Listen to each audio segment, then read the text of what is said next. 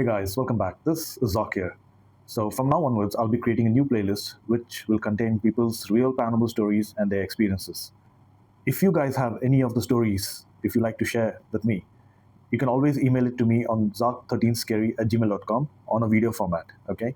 If you're not able to attach the video on the email, you can also post it on your YouTube and also share me the link. So, in that way, I'll be sharing your videos with my viewers as well. I'll be starting the video right now, and let me know in the comments which story was the most scariest. Trigger warning, I'm going to mention, it's taken me so long to tell this full story because it's genuinely one of the scariest things that's ever happened to me. So when me and my husband bought our first house, things started to get weird very quickly, but it took about 2 years before it all came to a head. The first thing that I noticed is every morning when I woke up, even though I had tucked all the chairs into the kitchen table, one chair was always in the same chair, was always taken out from the table and facing down the hallway, which was where all the bedrooms were. That happened for a while, and it took me a minute to pick up on the fact that it wasn't my husband doing it and my husband picking up on the fact that it wasn't me. Then I started to walk down the hallway like at night, and I would see the chair facing me, and nobody's sitting in it, but in the reflection of the window right beside the table, there was always an old man sitting in the chair. I didn't think anything of it because he didn't seem to creep me out, like timelines passing, whatever. Then one night I'm having a dream, a sleep paralysis dream. So I'm awake, but not really. And I see a shadow, a very tall, 8-foot, very skinny shadow standing and leaning over my husband like this. He's sleeping. The next morning when my husband wakes up, I told him I saw the craziest thing standing over you. I don't mean to scare you, but I saw something. And he was like, stop, because I had a dream that I opened my eyes and there was nothing but black staring at me. And then I told him what I saw.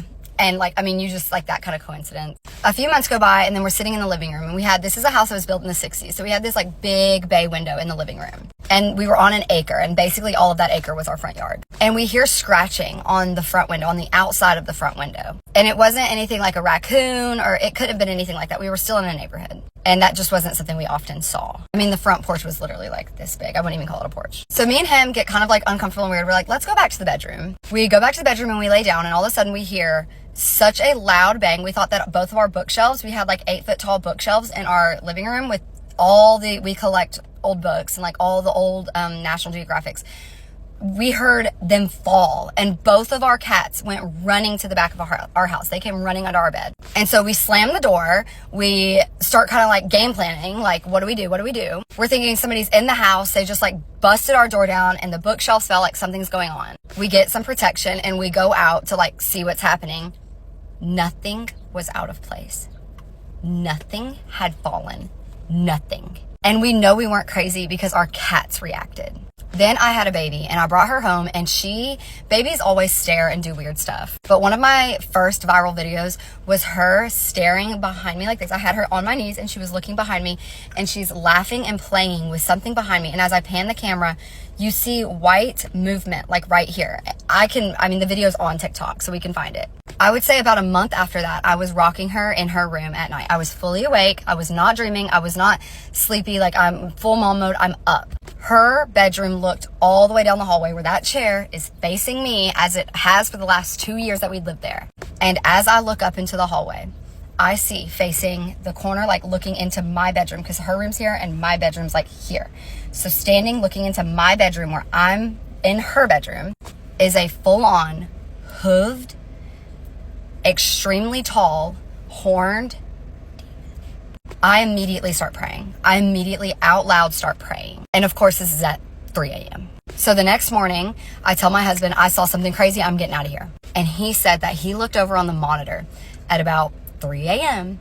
and he saw something moving around in the bedroom. Mind you, this is when I was rocking her, and the monitor does not face the rocking chair. So I loaded up my baby. We went to a Catholic church, and I got christened. I got a christened cross, a christened blessing. I filled up a whole water bottle and 2 little Tupperware things of holy water. I had an entire, the cross hanging on the entryway of our house. I walked around. I had one of my Catholic friends come over and bless our home. I walked around dousing holy water and praying over the entire house. I bathed my daughter in holy water. I bathed her in holy water. That's how much holy water I got. They probably thought that I was insane. And then every night before bed, I would bless her head, and I would bless every single one of me and my husband and every doorway in our house. After that, we never had another incident. To this day, it's one of the scariest things that has ever happened to me, and I still carry that cross around. It's about this big, but it comes with us no matter where we live, and it's always over the entryway that leads to our bedrooms. I've got one for you. So, when I was 19, I moved into this house after a breakup, and I found this room on Facebook Marketplace. This girl was selling her room or whatever, subleasing it, and it was, I think, $250 a month. And I was like, yeah, let's go. So, I moved into this place, and it is a very old home. It was made out of local stone, and it was on this block that all the houses were made out of local stone. And if they weren't made out of local stone, they would not still be standing. I'll just say that. They're very old. So this house had been converted into separate apartments, and I was living in a room that you had to walk through a bathroom to get to, and this room is also connected to another bedroom, but we just put like furniture in front of it, so it kind of felt like a bedroom. So that's where I was staying. And the first night that I was sleeping there, I was woken up out of a dream, don't know what I was dreaming about, and I saw this woman just like hovering over me, looking at me. And I looked at her for a few seconds, and when she realized I was looking at her, I just saw her eyes get really wide, and she looked nervous, and she disappeared. And I've never really given that a lot of credit because I was waking up out of a dream. Sometimes you just see things. I don't know. But then the next day when I was leaving to go do something else, I was opening my door, going through the bathroom to get out of the house. I swore that I saw someone like crouched in the corner of the shower. And I thought that was weird. But because the night before and how I was like, that was probably just a dream. I'm probably just paranoid right now. I'm not going to give it any credit. So time goes on, right? And I get a cat.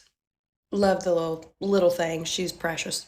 And it gets to a point where, I'm 19. I'm full-time college student. Her food was more expensive than mine, and I couldn't afford to keep her anymore. So one of my friends took her, and I noticed as soon as she was gone that things started to get a little hairy.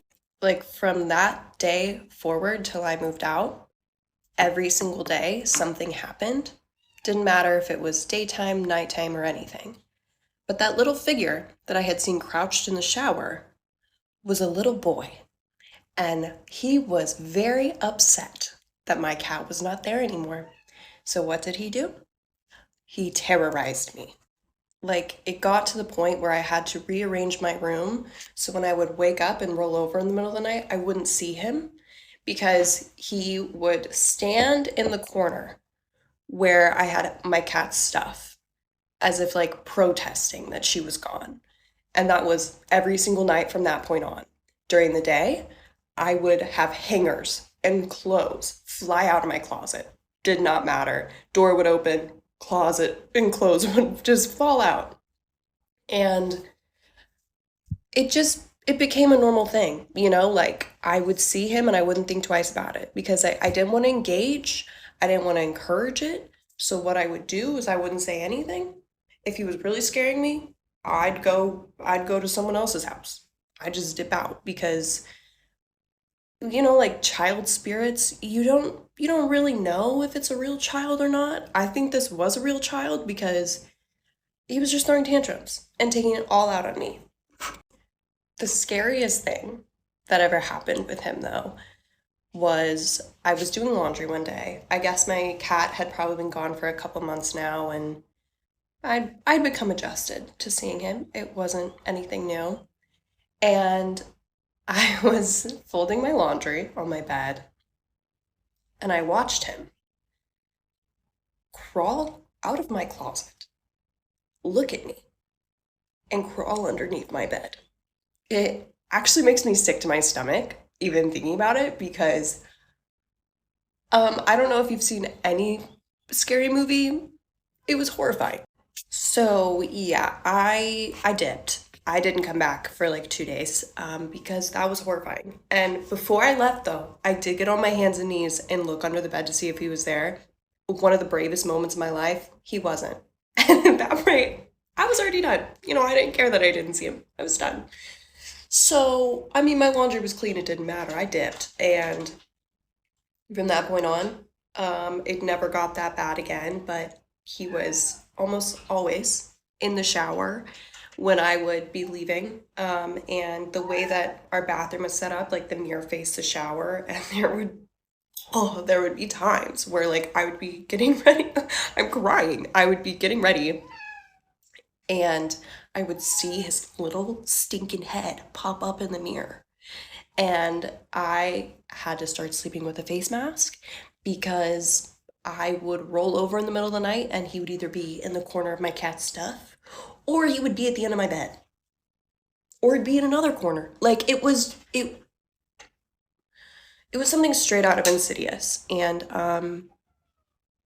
I'd say that's one of the worst ghost stories I have at that house, definitely, because I never saw that woman again.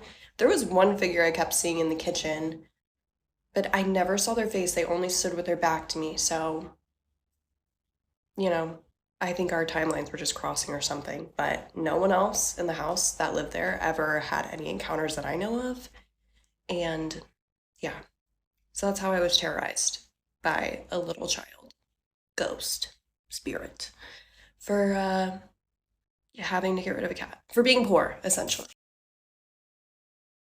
6 years ago, a medium told me if I did not leave my house, that something was going to kill me.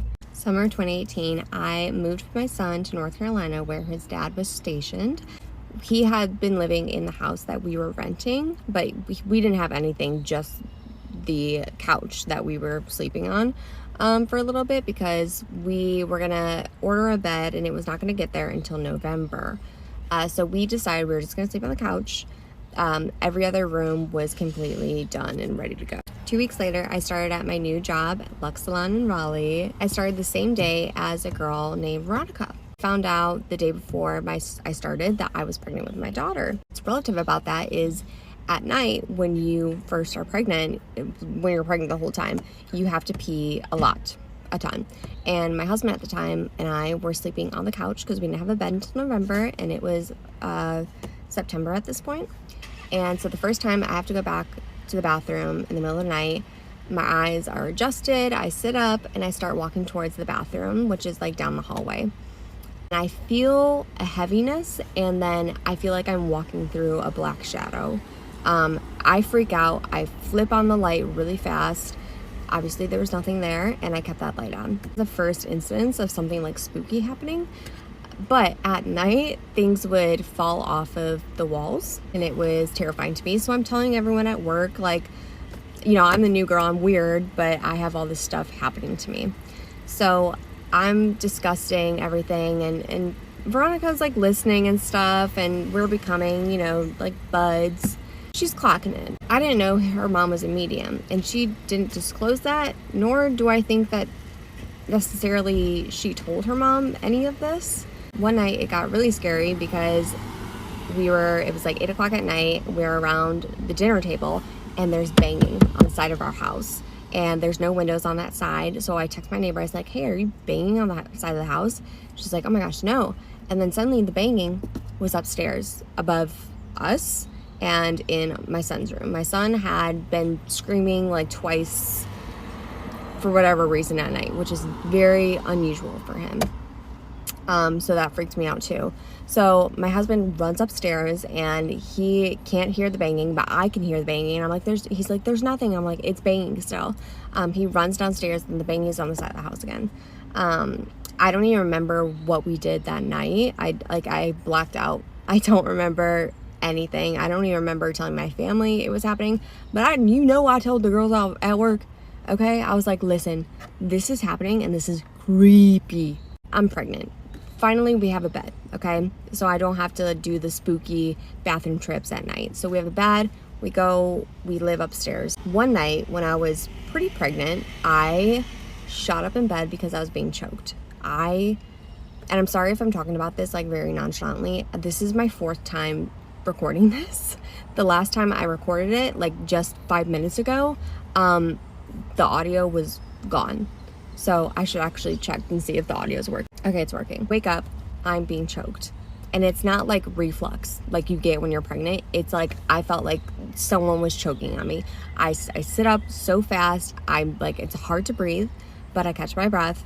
And I'm like, and I just think, okay, reflux. Because I'm scared. I don't want to admit that there's something spooky going on. I had a relationship with God, but not really. I wasn't praying to him or anything like that. Like the relationship was just not there. I wish I had a relationship at that point, because I feel like I would be able to just like cast the demons out. So I tell my neighbor, who's like a little bit woo woo, and her best friend is also woo woo. They're like witches, and they're like, listen, there is such a heavy presence in this house. Like it's terrifying. I've got my cross, my baby, we've got the windows open, we're saging. I'm saying that Our Father, you know, because I'm Catholic. That's just like what I know. That's all I know. Everything is good and clear until I give birth to my daughter. I was in so much bliss, and I started getting very sick. I had rashes all over my body. I couldn't bend my fingers. Like, it was very progressive, and I kept getting more and more sick. I went to the emergency room. I went to my OB/GYN. Like, no one can figure out exactly what is going on. So I get on this like antibiotic type of thing, and I start feeling good on Friday. Monday, June 10th, baby, is when my AVM bursts. I didn't know I had my AVM at all. So all I think is I have a massive headache. It was to the point where I could not go to sleep. And I have my whole stroke story on my profile. You can go and listen to it. So I'm gonna really skip ahead. Go to the hospital in June. I'm home by October.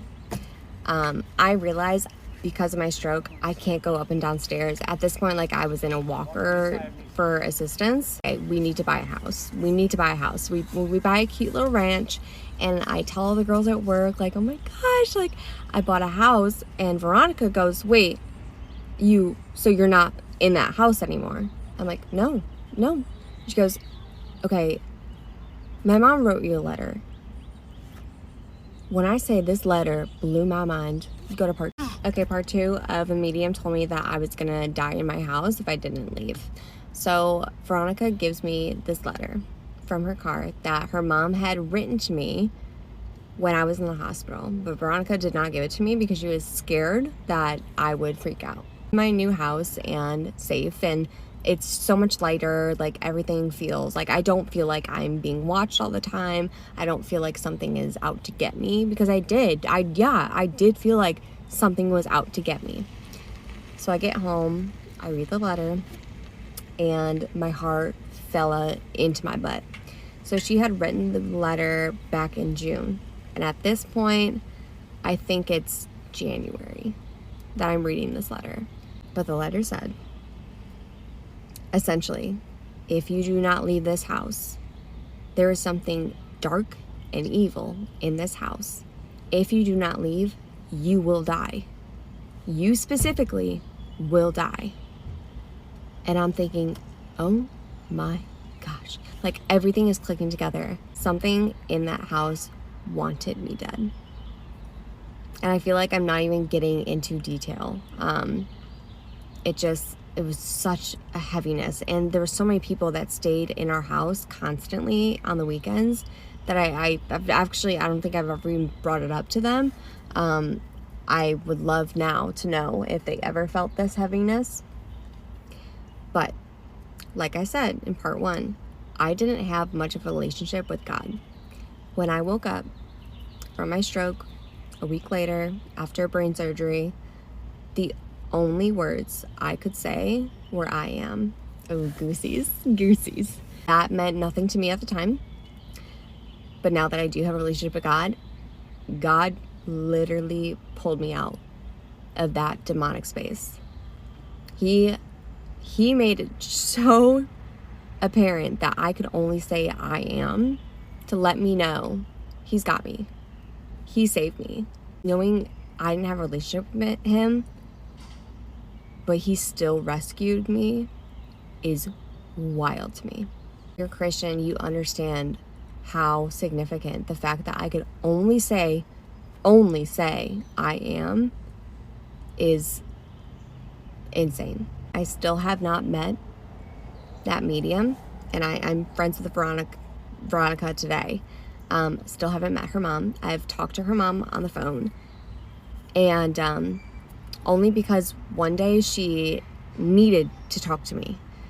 I've never talked to her before. I only had the letter from her, but she used Veronica's phone to call me, and she told me some crazy things that I was like, wait, that's not true at all. A week later, it came true. And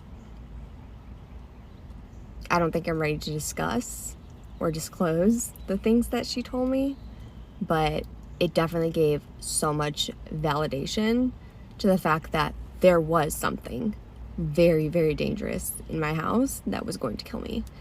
There's 4 reasons that my AVM bursted, and I genuinely believe that I think Satan knew that it was my brain, and he used it to his advantage. You see something? Say something. I had debated for a long time on if I even wanted to tell this story because, quite frankly, every time I tell it, it just creeps me out all over again. So I kind of try to just not think about it. But a few years ago, our family experienced one of the scariest things I've ever experienced in my nearly 37 years of life.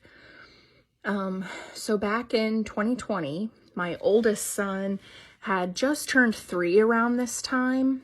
And up until this point, he had been an amazing sleeper. He was the type of kid who you could say, okay, Lawson, it's bedtime. And he'd take himself to his room. He'd soothe himself to sleep. He was a great sleeper. He slept all through the night. And I guess kind of to backtrack, it's maybe mildly important. I don't know how big of a role this doll really plays into the story or if she's just a coincidence, but I had received a doll from an aunt that had been passed down in my family. Originally, it belonged to my great-great-grandmother and kind of cycled through every girl in our family. Everybody hates this doll. It's also important to note. Everybody always claimed that this doll is haunted. I didn't know how much I really believed that. Yes, it's creepy because it's an old creepy doll. And I'll see if I can find a picture of it and post it at the end of this video. But when it ended up with us, my oldest son did love this doll, played with it all the time, talked to it all the time. And not long after he started interacting with this doll, did all of this happen. So anyway, one night he has a terrible nightmare. He's screaming, crying, won't go back to sleep, needs me or my husband with him. So I go to him, I lay down with him in his room, and I'm like, it's okay, buddy, you know, I'm here, I'm gonna lay with you, I'll be with you tonight, you don't have to be scared. And the whole time I'm laying with him, trying to get him to go back to sleep, he is like staring over my shoulder off into the corner of his room. And I go to turn my head to see what he's staring at, and he stops my face with his hands. He's like, no, mommy, don't look at him. He's really scary. So I'm like, all right, let's go lay down in my bed. So I carry him and all of his things. We go lay down in my bed. And he's still just not very settled, still seems really shaken up. I'm like, buddy, you're in mommy and daddy's bed. You're safe now. It's fine. Let's go back to sleep. He's like, I know, but now he's staring at me from over there, a corner in my room. And this is just the beginning of a situation that went on for nearly a year. So after this, almost every single night he's having terrible nightmares, and it gets to a point where he absolutely refuses to go in he won't even go in his room to play. He won't even go in his room to get a toy out. If there's a toy in there that he wants, he will not go in his room alone. And he's also telling us in vivid detail the same story every single night, that he is seeing something crawl out of his closet and stand by his window, which is right next to his bed, and it's staring at him like this. And he says it's trying to eat him. He tells us this every single night. And this goes on for months and months. We're all exhausted. None of us are sleeping well because of this. And one night, I remember that we have leftover holy water from Lawson's baptism. So I'm like, you know what? We don't have anything to lose at this point. So I sprinkle it around his room. I create like a whole barrier around his bed, basically, just to see what happens. Like I said, we had nothing to lose at this point. And believe it or not, he actually slept better that night. But my youngest son, who was just a baby at the time, he has a horrible night sleeping. He's up screaming, seems scared, creeped out, whatever. And then the next day, when I have to take Lawson to preschool, he refuses to go. And typically he loved school at this time, but he refuses to go because he does not want his baby brother left alone. He is terrified and makes me promise that I won't leave his baby brother alone in his bedroom. I have to be with him all day. And I have to promise him, like, buddy, he's gonna be okay. I'm gonna be with him the whole time. He won't be left alone. Like, everything's gonna be okay. And at this point, you know, I'm really freaked out at this point. I had also taken a picture of my husband on the monitor in Lawson's bedroom, where he had been laying on the floor holding Lawson's hand, trying to help him fall asleep. And I didn't notice it until after I took the picture, but you can see like the shadow of a hand or a claw like holding my husband's shoulder as he holds Lawson's hand, trying to help him fall asleep. And I'll post that picture too, but that, even just thinking about it, gave me the worst chills, like just to my core, freaked me out. This was also around the time that filter was trending on TikTok, where people were kind of walking around their house with this filter, and then if the temperature changed colors, that was supposed to show you if your house was haunted or not. And so of course I'm like, oh, just for shits and giggles, let's see what pops up on here. I take it in Lawson's bedroom, not seeing anything. So then I take it into the closet where he always says he's seeing this thing come out of. And of course it lights up like a Christmas tree. And I try to rationalize it away, but at this point, like I said, we're all just so creeped out. And this has gone on for nearly a year at this point. So we end up contacting a priest, and you know, he's telling us that sometimes dark spirits or evil things can attach themselves to objects. He's asking us, you know, if we brought anything new into the house. I mentioned the doll. I mentioned that, you know, people in my family have said creepy things have happened where this doll is surrounded, but I mean, I don't really know, you know? So he does recommend me giving him the doll so that he can dispose of it properly. So we make arrangements to do that. Then he asked me if Lawson is calling this thing by any specific name. And I'm like, he is actually. He calls this thing Bao. And he goes, well, there is actually a demon. And I don't want to say his name because he told me that, you know, names hold power.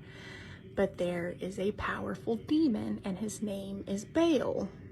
And he has like a thing for firstborn male children, all of this stuff. And it creeped me out so bad, learning the information about this demon. I just can't tell you how unsettling it was. We get rid of the doll. We pass the doll off to the priest. He gives us some very specific instructions on very specific things to say and do around our house. He has us open a Bible to a very specific passage and then place this open Bible in the closet and leave it there. And eventually things do calm down. He starts sleeping a little better at night. He's not talking about it every day. But even still to this day, if things have gotten better, he doesn't mention it, but he still won't sleep in that room without somebody with him. He's nearly 7. He's just turned 7 at this point and wants somebody still to sleep in bed with him and help him fall asleep. And if you even mention the name Bao or Baal, he freaks out. We're all still shaken up by it. But anyway, so yeah, that's our creepy ghost story. And I'll post those pictures now.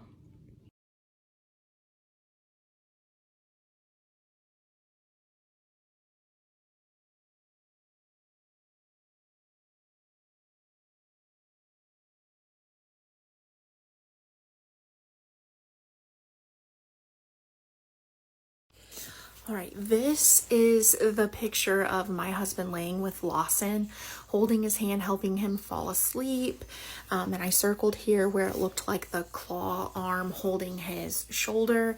I know a lot of people in the first video I posted were saying they thought they could see the face. My son kept saying he was seeing the face somewhere in that picture. I don't see it.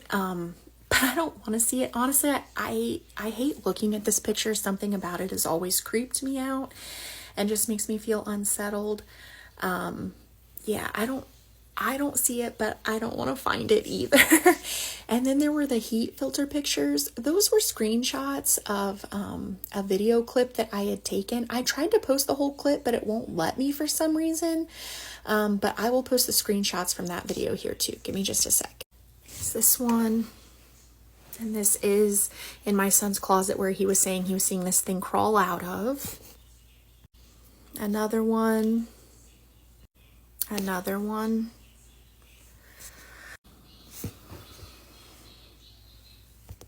And this one.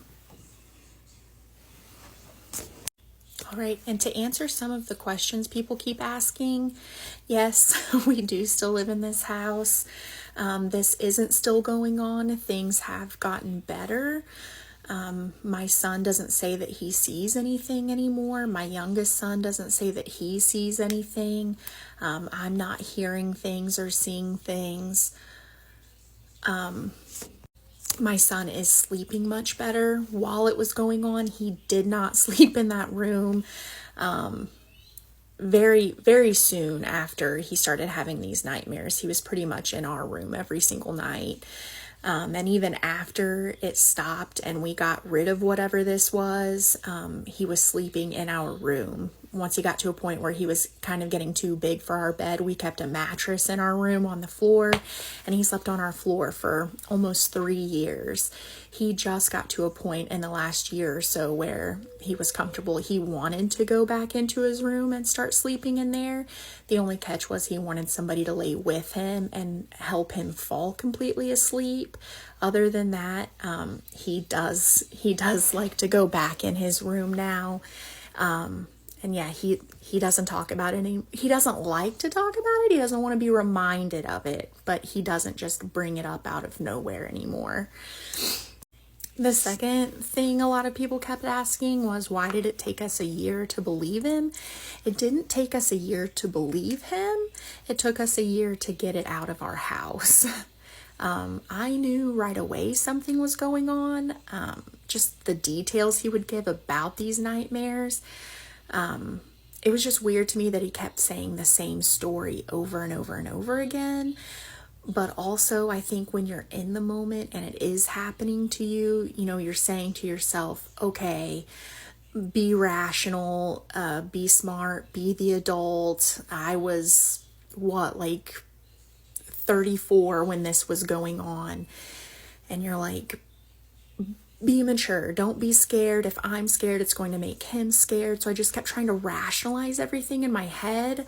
I was like, am I just being crazy because he's having nightmares, but it obviously got to a point where we needed help. And after we got the help, things got better. So was it a coincidence? I don't know. All I know is what happened to us.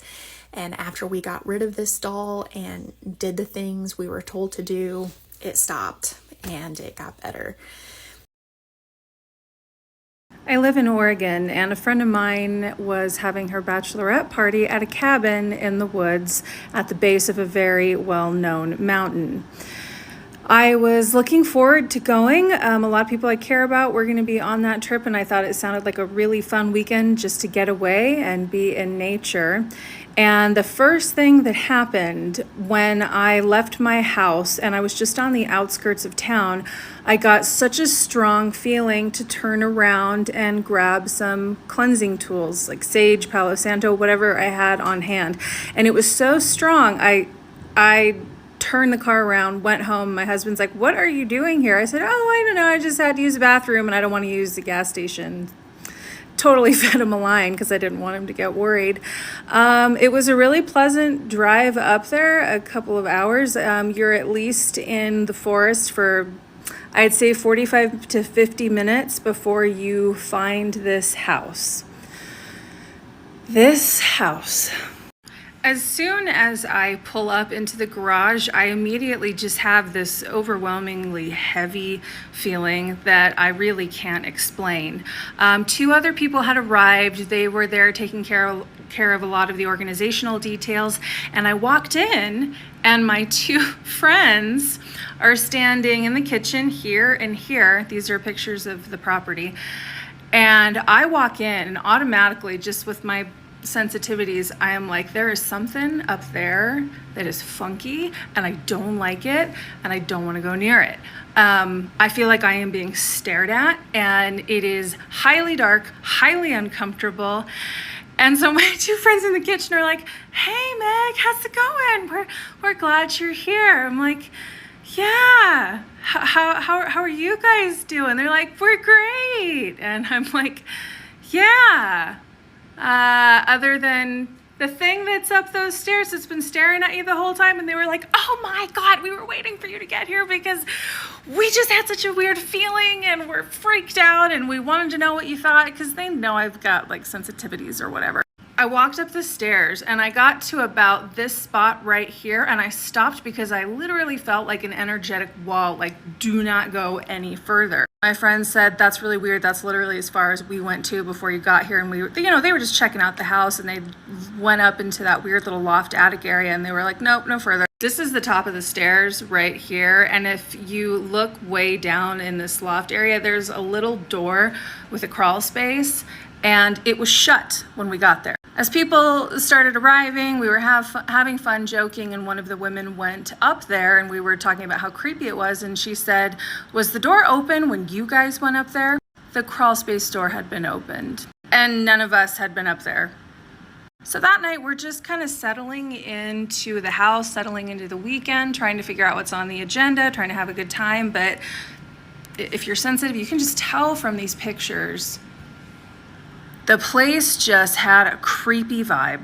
Those 2 same friends are sleeping in this room, and I am sleeping down here, downstairs, alone on a pull-out couch. First thing we notice is the incredible amount of dead insects all over the floor and even in the sheets. That night, one of my friends had her electronics go crazy at 3 a.m. I felt such a heavy layer of darkness. The first night I tried to go to sleep downstairs here on that pull-out couch, I felt like things were staring at me, circling me. I was this close to getting up and leaving in the middle of the night with a 2-hour drive home, rolling in at 5 a.m. with my husband, like, "What are you doing?" But I got this very clear message: you need to stay and you need to help hold up some kind of energetic barrier. I had a dream when I eventually fell asleep that the entire property was surrounded by fire, and the fire couldn't penetrate this weird line that we were all trying to hold. So I was like, fine, okay, I guess I will stay in this freaky ass house. The next morning, we're all hanging out on the balcony and talking, having breakfast, having coffee, and people start to share their experiences. People were touched, people staying in the upstairs bedroom in the bunk beds had water dripped onto their faces, coming out of nowhere. And there were no leaks in the ceiling. It wasn't raining that weekend. Later that day, when most of the crew was playing yard games, like down here in the grass, one of the women was hanging out over here, and there was a deck of cards that literally got blown, and the cards were like flung into her face. I have no idea how that happened. At this point, I am getting so drained physically and feeling so sick, I need to go lie down. I'm alone in the house again, but I'm watching everybody from outside these windows where I'm at. Gosh, I can't point. And at this point, I'm just praying. Like, I'm here for a reason. These are people that I really care about and love, and I do not want to leave them here because I feel like I can be more helpful trying to hold off whatever this thing is. I did eventually run out to the corner store to test and make sure that the physical symptoms I was experiencing were really tied to the house and not just something going on with me. And as soon as I left the house, I felt so much better, but I had to come back. People were having personality changes while at the house. Like, they would start to withdraw, go take a shower, try and like snap out of it because they just felt something come over them. What I was picking up on primarily that kind of like lived in that upstairs loft area was something that was not nor had ever been human. This sounds really crazy because I've had run-ins with some really, really dark, start with a D word kind of entities. This wasn't even that. It almost felt like not from here, if you catch my drift. But it was, what I saw in my mind's eye was almost like a spidery looking thing. And it's interesting because another woman who was there told me that they saw a spidery looking image of this big nasty thing like crawl from up in this main area down the stairs into the loft area where we were sleeping. And what's odd is that the safe places in the house would change depending on the time of day. It's like the rooms would just start to feel off. Another person said they were almost picking up on the presence of a man, like an older man. I wasn't picking up on a person, dead or alive, definitely a thing. The second night, one of my friends and I were just so uncomfortable about the idea of going to sleep that we just stayed up kind of deliriously talking to each other until, God, it must have been close to 4 a.m. just to not be asleep and unconscious in that environment. What's so weird and actually kind of miraculous if you think about it is that the bride was not affected. She was the only one out of all of us who had no idea what was going on because she was in her soon-to-be-wed splendor. And also, this particular person has an incredible amount of spiritual protection around her. So we were all really grateful for that, and we'd kind of like whisper about what happened to you last night and this happened to me in the bathroom earlier, and we were all just kind of keeping it out of the realm of awareness of the bride, fortunately. By the last morning, I'll never forget, one of my friends had set up a beautiful create your own crepe kind of buffet line, and we were all sitting down around at breakfast, trying to eat and just feeling so uncomfortable, ready to get the heck out of there. Someone said, "So you picking up on anything, Megan?" And it's interesting because at that moment I felt just this overwhelming cloud, almost like darkness from every angle just starting to swoop in, and I said, I think it's time to go. The way everybody collectively pushed back from this table and popped up and got up and grabbed their stuff and started hauling ass out of there, it was like a scene in a movie. Other guests had weird experiences. I checked the book, paused to read. If anybody knows who this was, I would love to talk to you about your experience. This one's a little weird. I think some dude had a freaky experience and then leaned into the weirdness and hopefully just exaggerated because they didn't know what to make of it. We all stood outside of that house and we held hands in a circle, and I kind of led everybody through a grounding and protective and clearing exercise because it was so vile. The husband-to-be was actually having his stag party down the road, and they came over because they heard whispers and rumors about what was happening to us that weekend, and they were like, "Oh yeah, we're gonna run in and we're gonna take care of it." When they saw the look on our faces and they heard me say absolutely nobody's going into that house, they decided not to go in. I got in my car and was completely silent and white-knuckled my grip on the steering wheel until the tree line broke about an hour later and I was getting closer to home. I burst into tears and started sobbing because up until that point, I had never faced anything that dark or malevolent in my life. A few of us called each other after to process what had happened. It was wild. Okay, guys, that was the end of it. So I hope you enjoyed this video, and very soon I'll be getting back some more stories and some more paranormal related videos as well. So take care, guys. I love you all. Until then, goodbye.